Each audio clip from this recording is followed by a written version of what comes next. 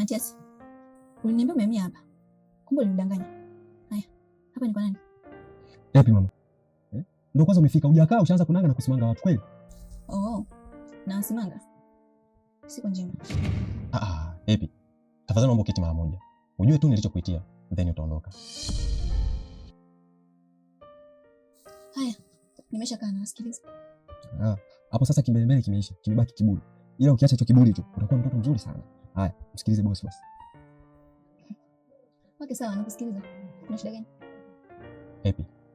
Ujue ni mwanamke mzuri sana. Lakini maneno unayoongea hayaendani kabisa na uzuri wako. Na vimacho vyake sasa vilivyo vizuri. Okay, Matias. Nakuomba tupishe mara moja. Nizungumze na Epi, then nitakuita. Basi kaka Sipa, mimi nipo nje. Mkihitaji kwa chochote, mimi nipo.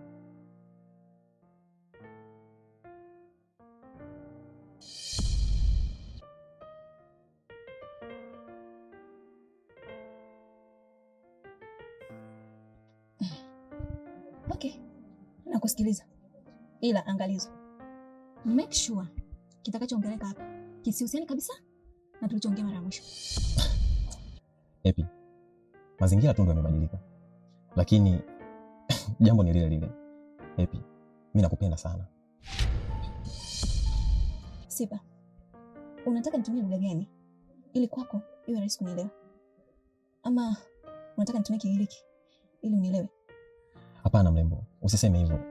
Mimi kukupenda wewe sio kosa. Una kingine ama ni hayo tu? Mimi sina nia mbaya na wewe. Niko tayari hata kwenda kwenu kanitambulisha. Punguza jazba Epi wangu. Mimi nakupenda sana na natamani wewe wangu wa maisha. Please nakuomba. Hivi nadhani nakutania sio? Siku njema.